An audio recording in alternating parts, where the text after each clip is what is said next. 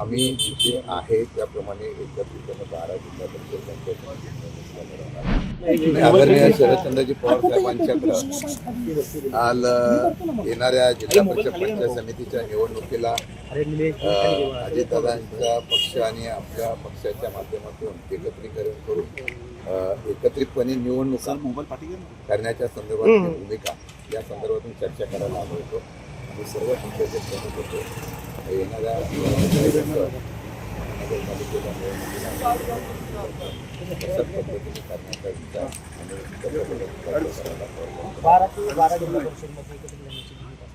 आम्ही जिथे आहे त्याप्रमाणे एकत्रितपणे 12 जिल्हा परिषद पंचायत समितीला लढवणार.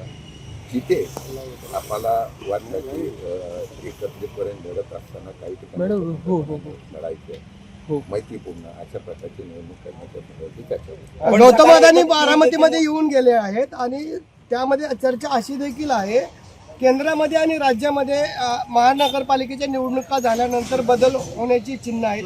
त्या पार्श्वभूमीवर ही भेट होती का?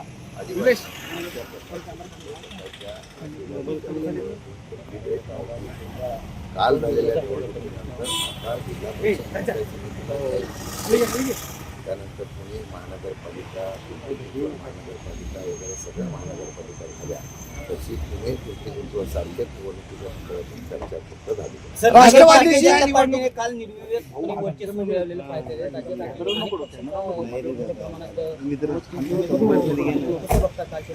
काल निवडणुका आहे स्थानिक पातळीच्या निवडणुकीच्या संदर्भात जो पाऊल दिलेला आहे तो मान्य करावा लागतो. आम्ही तो पाऊल मान्य केलेला आहे. म्हणूनच येणाऱ्या काळामध्ये या असलेल्या निवडणुकीला त्या ग्रामीण भागामध्ये शहरी भागामध्ये ग्रामीण भागामध्ये आहे त्या पद्धतीने मताचं विभाजन होणे आणि त्याच्याबद्दल कशा पद्धतीने ग्रामीण भागामध्ये निवडणुका कराव्यात त्याचा कल वेगळा. अमल सर, आपण बघतोय की वारंवार निवडणूक आल्यानंतर लाडकी बहिणीचे पैसे खात्यामध्ये दाखल केले जातात आणि नंतर सांगितलं जातं की आमच्या लाडकी बहिणींनी आम्हाला मतदान केलेलं आहे.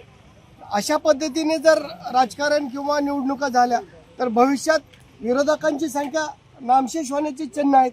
असं असतं की अशा पद्धतीने बऱ्याच वेळेला देशात राज्यात अशा प्रकारच्या निवडणुकीचं बहुमत स्पष्ट मिळालेलं कालांतराने मतामध्ये परिवर्तन होऊन जे पक्ष पूर्ण बहुमतात असतात ते सुद्धा विरोधात जातात अशा प्रकारचा इतिहास आहे. आता बहुमत जरी असलं कुठल्या योजनेच्या माध्यमातून तरी सुद्धा लोकांच्या मनातलं जे असतं ते लोक ठरवतात. मला वाटतं येणाऱ्या काळामध्ये अशा प्रकारची परिस्थिती तुम्हाला पाहायला मिळेल. चांगल्या प्रकारचं यश त्या निवडणुकीला आम्हाला मिळेल अशा प्रकारचा विश्वास आम्हाला. महानगरपालिकांच्या निवडणुकींचा निकाल लागला, अपयशाची कारण काय वाटतं तुम्हाला? नाही, महानगरपालिकेच्या निवडणुकीच्या वेळेला मी मागेही सांगितलं विकासाच्या कामाच्या ऐवजी आता ही निवडणुका ह्या धार्मिक वादावर आणि मला वाटतं की आर्थिक वाटपावर फार होतात.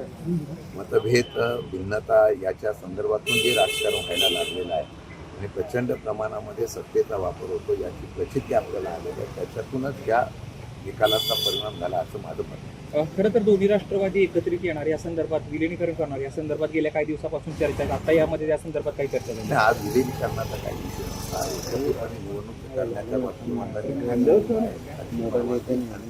चर्चा करण्यासाठी आदरणीय पवार साहेबांचा आम्ही आलो होतो आणि मग आता येणाऱ्या जिल्हा परिषद पंचायत समितीच्या निवडणुकीला तर शक्य होईल तिथे एकत्रितपणे निवडणूक करायचा आम्ही भूमिका घेतली. या किती निवडणुका तुम्ही 12 जिल्हा परिषद पंचायत 12 जिल्हा परिषदेच्या निवडणुका आणि तेवढ्या पंचायत समितीच्या आहे.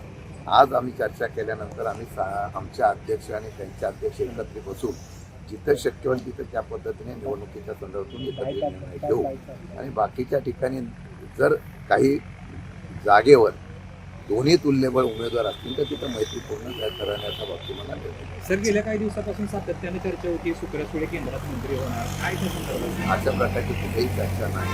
त्यांच्याकडूनच आम्ही चर्चा करतो. अशा प्रकारची चर्चा नाही, आपण एकंदरीत बघितलं तर ज्या पद्धतीने पहिल्या सुप्रिया सुळे टीका करायच्या त्या टीका करणं देखील त्यांनी देवेंद्र फडणवीस असतील किंवा मोदी सरकार असेल त्या टीका करणं बंद केलेलं आहे.